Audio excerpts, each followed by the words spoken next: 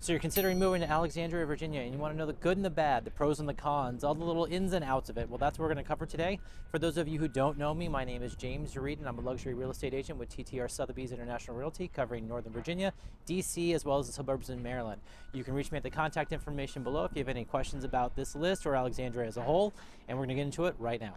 All right, first on our list for pros is Old Town Alexandria as a whole. There's a lot of culture and history here. You've got Jones Point Park, where the first cornerstone was laid for DC. You've got King Street, which is just tons of shops and restaurants. It's about a mile-long stretch.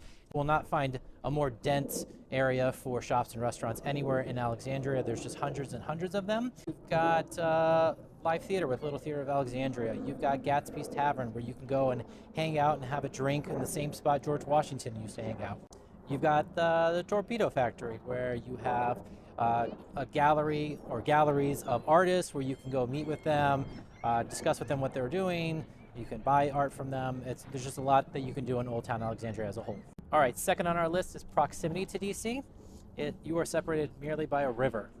Just over my shoulder here, you can see the Capitol building. If I zoom in enough, you are super close to DC and all the things that you would want to experience there. It's very easy to get to DC. Now that goes into our first con, which is traffic. And to be honest with you, if you're watching this channel or any other real estate channel, anyone and everyone, they should say traffic is a con, not just for Alexandria, but anywhere in this area. There's millions of people here. The roads weren't built for this number of people. They're building out public transportation, but the roads and traffic, it sucks.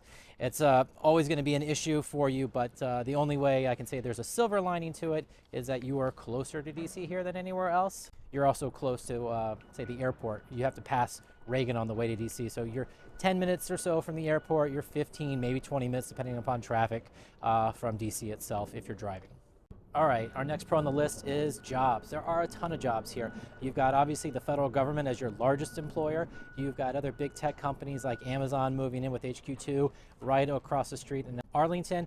It's right over a 4-mile run, so right where North Alexandria ends is where HQ2 is going in. You have a lot of nonprofits and associations in Alexandria.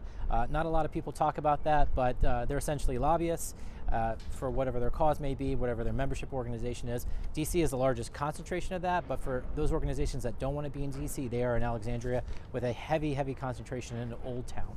All right, that goes right into our next con on the list, which if you have a lot of employment, you have a lot of high pay, which we have here, you've got a high cost of living. You have a lot of competition for housing here. So cost of living, I think, is something like 30 or 40% above the national average in Alexandria, and your housing is going to be your number one driver of that. So housing is going to be more expensive here than most of the country. In this area, about average, I would say, but it is certainly not cheap. For cost of living. You're going to notice it here for sure. Right, our next pro on the list is actually diversity.